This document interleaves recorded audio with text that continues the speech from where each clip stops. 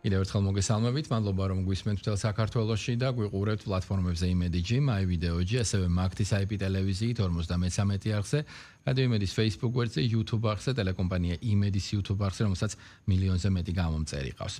გადაცემის ამ ნაწილში ჩვენ ჰაერის ხარისხის მონიტორინგზე ვისაუბრებთ და შემოგვიერთა ატმოსფერული ჰაერის ხარისხის მონიტორინგისა და ტექნიკური უზრუნველყოფის სამმართველოს უფროსი სოფო ხმიადაშვილი. სოფო, მოგესალმებით, მადლობას გიხდით გადაცემაში მონაწილეობისთვის. ვუთხრათ ჩვენს მსმენელს და მაყურებელს, რომ გარემოს ეროვნული სააგენტოს ატმოსფერული ჰაერის ხარისხის მონიტორინგის ქსელი მიმდინარე წლის განმავლობაში 10 ავტომატური სადგურით ფართოვდება.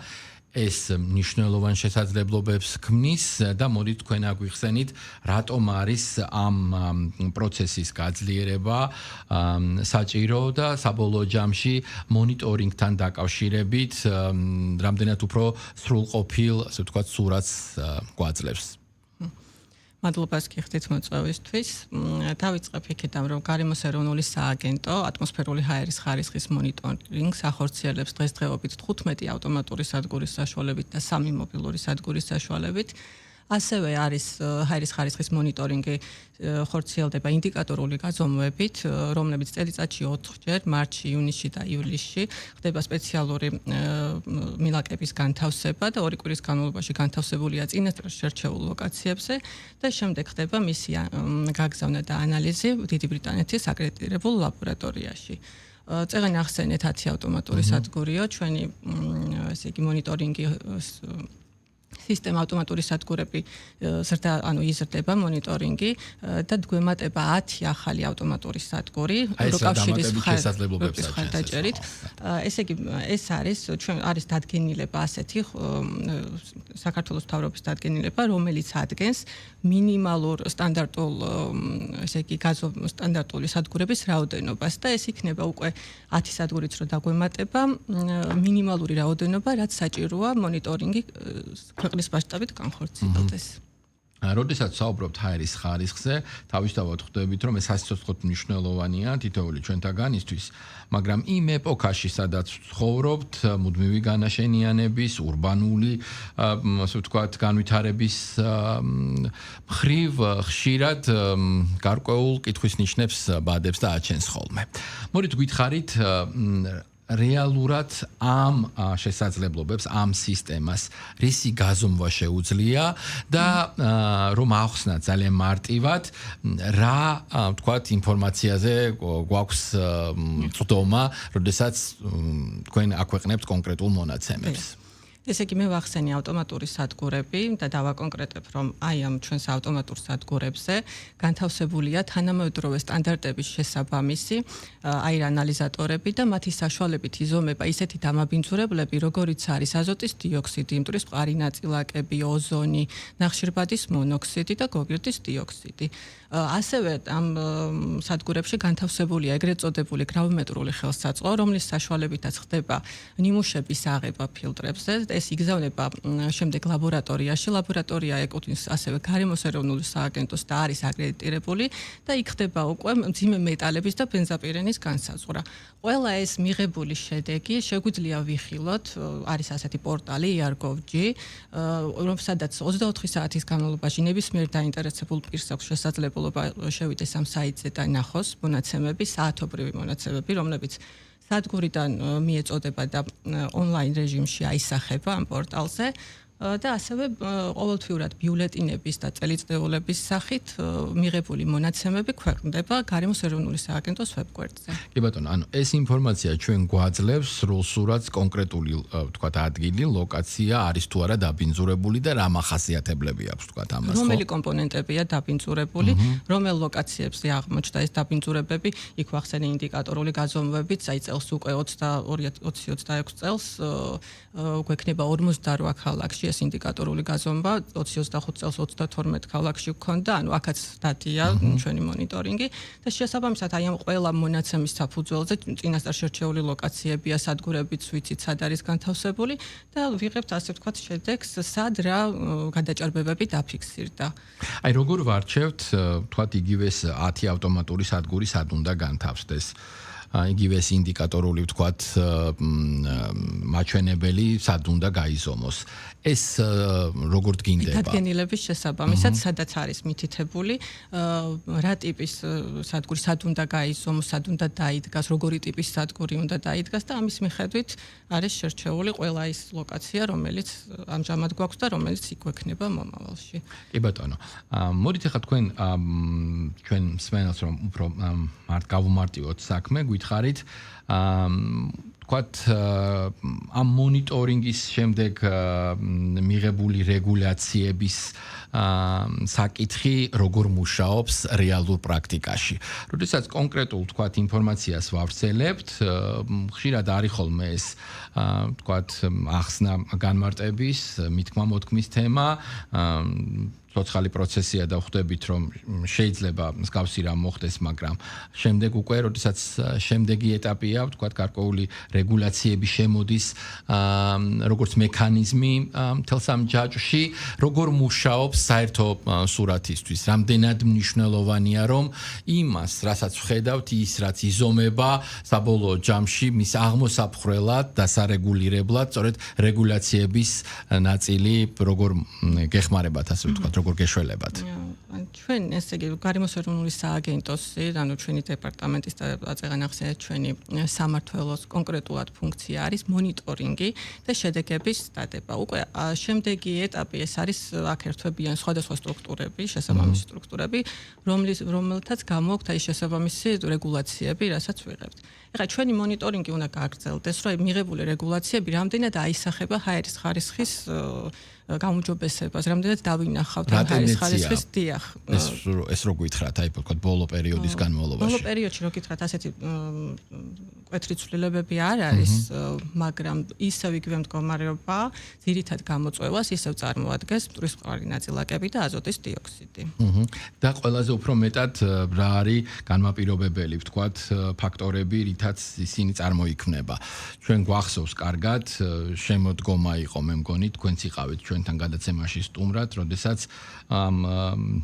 ნისლზე, რომელიც დედაქალაქში იყო, ატყდა ერთი ამბავი და მოგიწიათ ახსნა განმარტება რა იყო ეს, რა მოვლენასთან ჰქონდა საქმე. დიახ, მე ვიტყვი რომ ზოგადად ესე იგი დაბინძურება შეიძლება იყოს ბუნებრივი, ასევე ანთროპოგენული.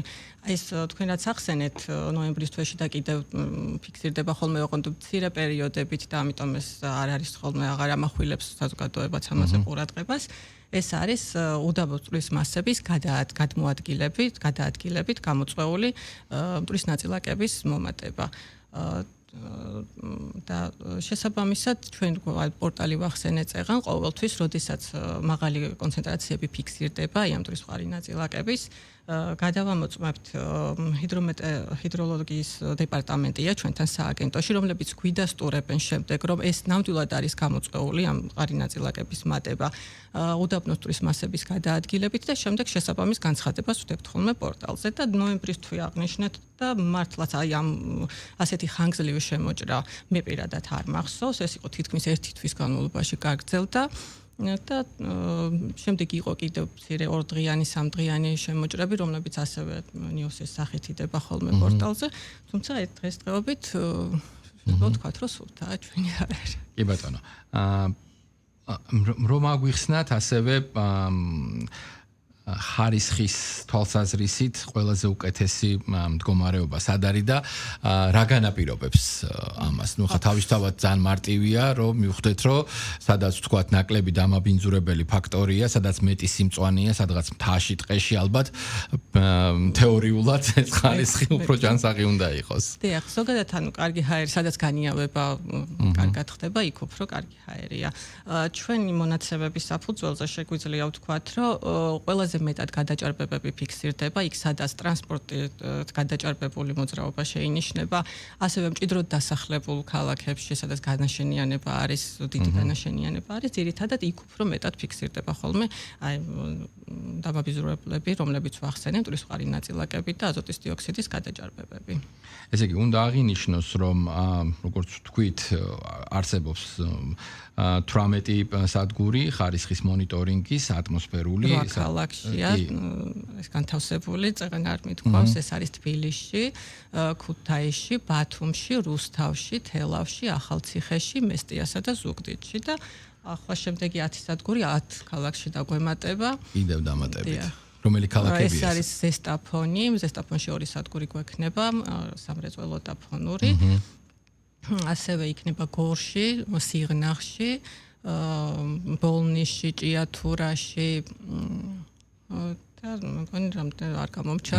კი ბატონო, 18 სადგურიდან 15 ავტომატურია და 3 მობილური. რით განსხვავდება ესენი ერთმანეთისგან? ავტომატური ან მობილური სადგური შეუძლია გადავაადგილოთ და ნებისმიერ ადგილას სადაც საჭიროება მოითხოვს, და გაზომები ჩავატაროთ იქ, სადაც იქნება საჭირო. რამდენ ხანში ერთხელ იცვლება ეს ინფორმაცია? ანუ სადგური როგორ აგზავნის ამას და როგორ ამუშავებს? საათობრივად იცვლება მონაცემები, დიახ. და შესაბამისად ამ კონკრეტულ პორტალზე რომელიც ახსენეთ, ვთქვათ, შესაძლებელია რომ ეს ჩვეულებრივმა რიგითმა ადამიანმა ნახოს. ყველა ნებისმიერ დაინტერესებულ პირს შეუძლია გახსნას ER-Gov-ში, ასე ვქვია ჩვენს საიტს და შეუძლია ნახოს. აი, როდის ვამბობთ ხოლმე რომ ვთქვათ დაბინძურებულია განსაკუთრებულად რა ფაქტორებია, რაც ამის თქმის საბაბს და საშუალებას იძლევა და აქ არის თუ არა, ვთქვათ, შედარების საშუალება კონკრეტულ პერიოდთან, ან კონკრეტულ ვთქვათ, არ ვიცი, ქვეყანასთან, როგორ გამოყავთ ასე ვთქვათ ეს ინფორმაცია? აქაც არის მთავრობის დადგენილება, ტექნიკური რეგლამენტი ატმოსფერული ჰაერის ხარისხის შესახებ, სადაც გვაქვს ეგრეთ წოდებული სრულად დასაშვები ნორმები და აი სადგურებიდან და მიღებული მონაცემები შედარება ხდება აი ამ სრულად დასაშვებ ნორმებთან და ამის მიხედვით ხდება არის თუ არა გადაჭარბება კონკრეტული დამაბინძურებლის.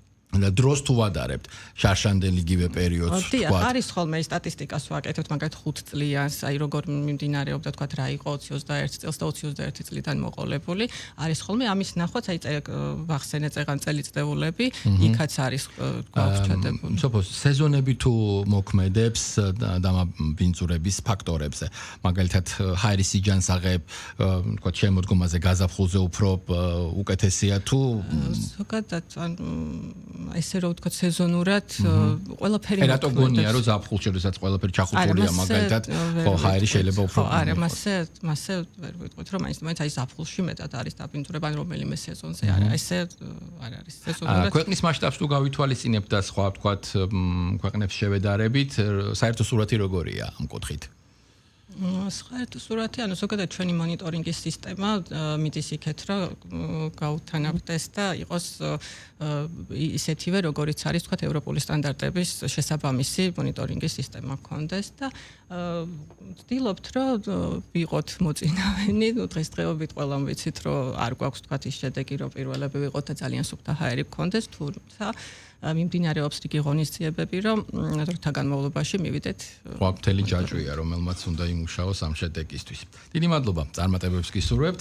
მე შევახსენებ ჩვენს მსმენელს და მაყურებელს, რომ პირდაპირ ეთერში სოფო ხმიადაშვილს ვესაუბრებოდით ატმოსფერული ჰაერის ხარისხის მონიტორინგისა და ტექნიკური უზრუნველყოფის სამმართველოს უფროს და გეტყვით, რომ გარემოს ეროვნული სააგენტოს ატმოსფერული ჰაერის ხარისხის მონიტორინგის ქსელი მიმდინარე წლის განმავლობაში კიდევ 10 ავტომატური სადგურით ფართოვდება. მადლობა დათმობილი დროისთვის.